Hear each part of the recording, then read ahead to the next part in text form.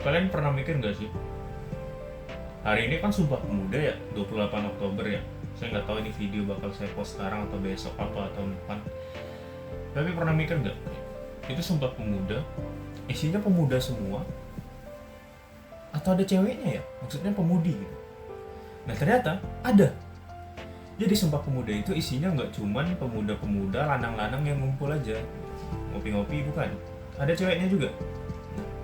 Dilansir dari situs kompas.com, edisi tahun 2022, ya walaupun ini udah edisi 2 tahun yang lalu, tapi nggak apa-apa, kita bahas aja.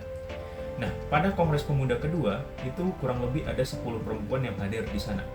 Buat yang belum tahu, Sumpah Pemuda itu hasil dari Kongres Pemuda. Kongres Pemuda ini perkumpulannya, pertemuan para pemuda-pemuda ini. Nah, kalau kalian tanya, Bang, Sumpah Pemuda sebenarnya ngapain sih? Nah, sederhananya ya. Jadi kalau kalian mau tahu lengkapnya ya mesti baca dong. Tapi kalau secara sederhananya, Sumpah Pemuda itu para pemuda-pemuda di zaman itu, pemuda-pemudi di zaman itu ngumpul buat membahas kalau kita daerah-daerah ini terkotak-kotakan.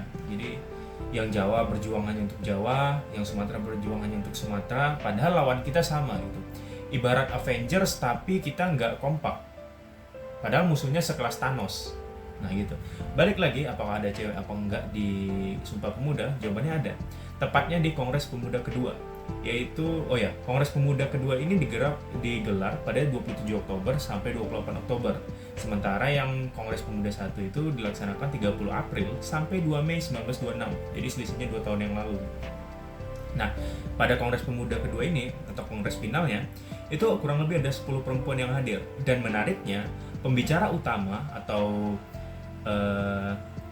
narasumber utama dari Kongres Pemuda 2 ini adalah seorang wanita bernama Nona Purnomo Wulan yang berperan langsung sebagai pembicara utama.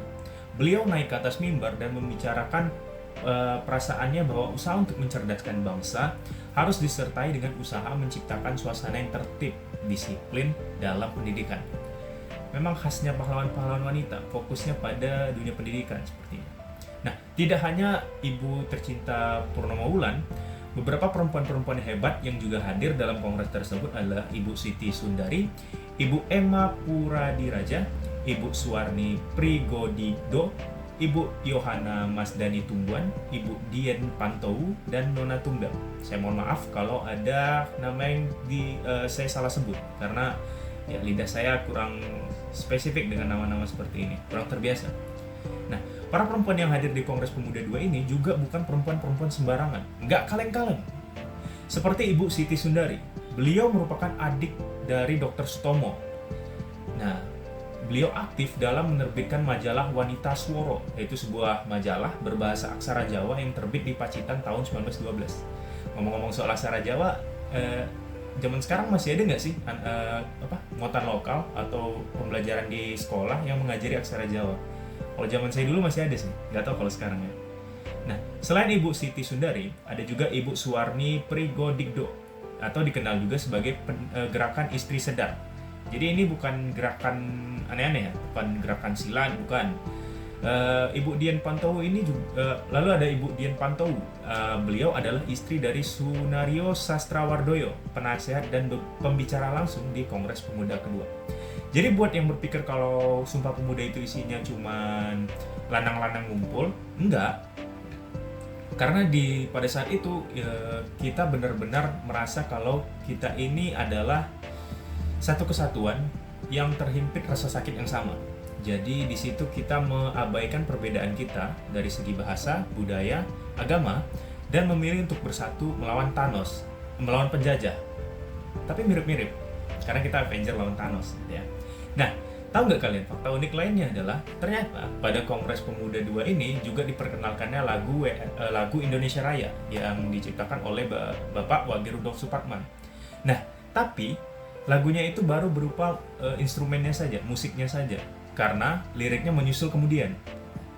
Fakta terakhir yang nggak salah unik adalah ternyata Kongres Pemuda 2 ini itu dilaksanakan di rumah seorang Tionghoa, rumah orang Cina. Nah, jadi buat yang bilang kalau kemerdekaan kita itu diraih oleh satu individu atau satu dari satu ras saja atau dari satu agama saja, itu salah ya.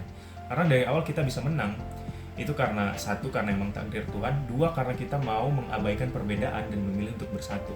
Nah, kembali ke pertanyaan terakhir saya tadi, ternyata Kongres Pemuda 2 itu dilaksanakan di rumah seorang Tionghoa yang bernama, kalian komen kalau tahu ya. Terima kasih. Sekian yang dapat saya sampaikan hari ini. Cliff Hope.